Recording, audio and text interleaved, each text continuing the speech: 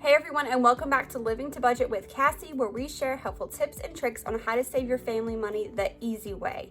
If you are new to my channel, go ahead and hit that subscribe button down below so you don't miss out whenever I post new videos. Alright, for today's video, we are going to be talking about how to actually start your grocery budget. In my previous videos, we were going over how to start your home family budget. Now we're actually going to be tackling your groceries.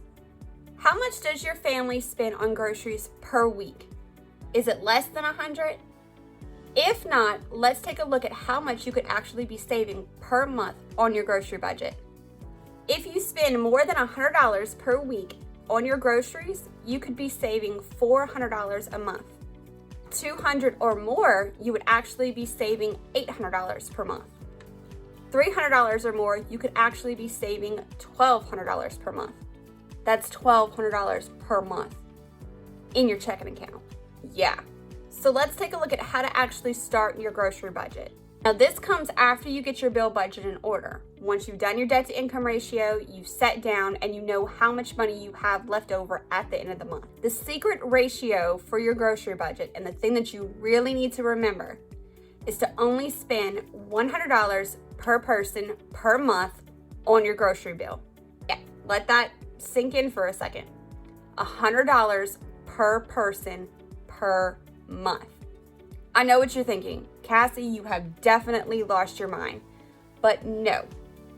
I really do think it's crazy to spend more than that per week. So if you have a family of 4, your grocery budget for the month would be $400.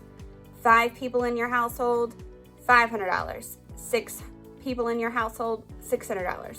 So on and so forth. 1 person in your household, you kind of get the gist. Now, please understand, if you have a gluten-free diet or you have special restrictions for your diet, you may want to bump that up a little bit higher to maybe like $125 per person per month. Now, I want you to breathe, just breathe, because this is totally doable.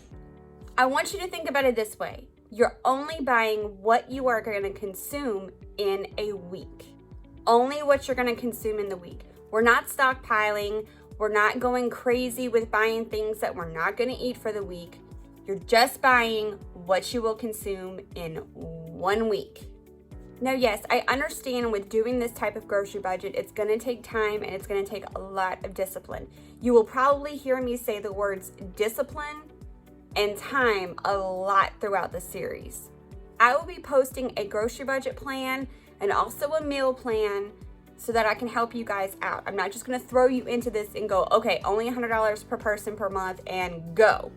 No, I'm gonna walk you through the steps on how to make this a great experience. To make sure that I stay on track with my budget, I use the envelope system. You've probably seen this several times throughout different YouTube videos. I think Jordan Page from funcheaperfree.com, she probably initially started the envelope system, I'm not sure. But I'm gonna have a free principle for you to kind of keep you on track, and we're gonna do a whole separate video on the envelope budget system. I can promise you that if you use these methods, you will save money on your grocery budget. So what I want you to do is go through your past few months, let's say 3 months. Write down how much you were spending on groceries and household items. When I say household items, that would be your laundry detergent, toilet paper, paper towels, cleaning supplies, things like that. That's kind of separate from your grocery budget. Groceries is anything that you would actually consume, and cleaning supplies and household items is things that you don't consume. What is the total for your groceries at the end of the month? Is it within the guidelines of the ratio? Whatever you do, do not spend money on fast food. Don't do it. When you're trying to be strict with your grocery budget, the worst thing that you can do is go through a drive-thru. I understand that it's convenient, and when you have Waiter and DoorDash, they deliver. But if you're really trying to do your grocery budget, doing fast food is just not going to cut it. Remember that this takes time. It's not something that you're going to do overnight. Even if you're saving $50 on your grocery budget, that's $50 that you didn't spend. Always keep that in mind. So I want to see those totals for the past month. How are you doing on your grocery budget? I promise you that this can work. I used to coupon a lot, but I don't really coupon anymore. I use more of the rebate apps. and I'm going to show y'all all the apps that I use. We're also going to be covering how to meal plan, because here's the thing. Your grocery budget really works with your meal plan. You're buying things that you're going to need for the week. I'm also going to be showing you how to save money on your grocery budget to get more bang for your buck. All right, everyone, so that is the intro for how to start a grocery budget. Remember, $100 per person per month is what we're working for. It's going to take time, it's going to take discipline, but you can totally do this.